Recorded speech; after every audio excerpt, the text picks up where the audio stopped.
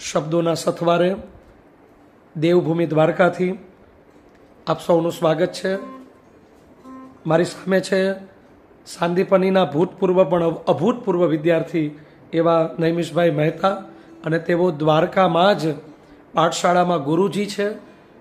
બહુમુખી પ્રતિભા ધરાવનારું વ્યક્તિત્વ એટલે નૈમિષભાઈ. વેદ વ્યાકરણનું તો તેઓ અધ્યાપન કરાવે છે, પણ સાથે સાથે સંગીતના પણ સાધક છે. એવું કહેવાય કે સંગીત છે ને એ સ્થૂળ, સૂક્ષ્મ ને કારણ આ ત્રણ શરીર ઉપર કામ કરે છે, અને એટલા માટે જ તે rhythm to body, melody to mind and serenity to soul, અને એટલા માટે જ તે કલા છે ને એ આપણને મુક્ત કરે છે. અને આમ પણ સિતાર છે ને એમાં પરાંબા ભગવતી શારદાંબાનું એક એવું યંત્ર છે.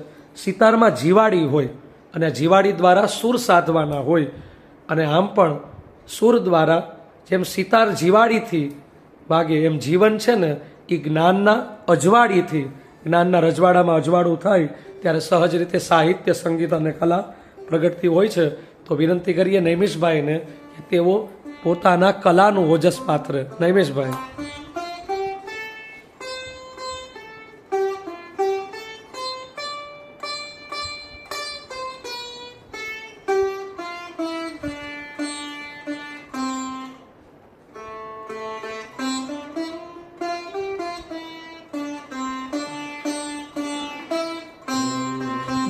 પિતામહ વિષ્ણુનુતમ હરિચંદન કુમકુમ પંકયુતમ મુનિવૃંદગણેન્દ્ર સમાનયુતમ તવ નૌમિ સરસ્વતી પાદયુગમ શુદ્ધ સુધાહિમતામયુતમ સરદમ્બરબિંબસમાનકરમ રત્નમનોહર કાંતિયુતમ તવ નૌમિ સરસ્વતી પાદયુગમ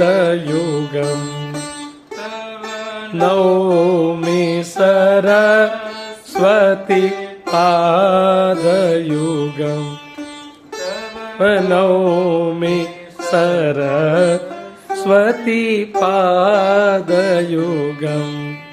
બિહાગ એક સંભળાવી દઉં.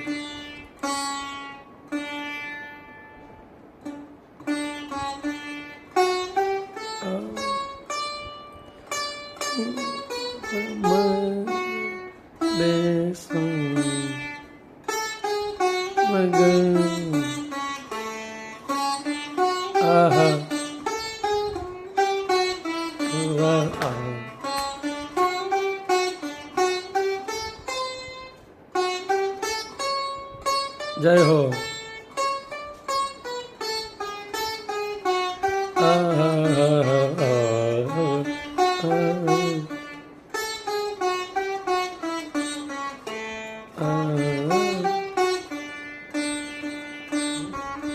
અહમ નિર્બોધ્યહંકાર ચિતા નિનાહમ ન ચ શ્રોત્ર જીવે ન ચ ગ્રાણને.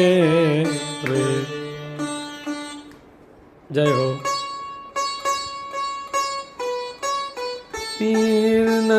તેજો નવાયુ ચિદાનંદરૂપ શિવોહમ શિવોહમ ચિદાનંદરૂપ શિવોહમ शिवोऽहम्।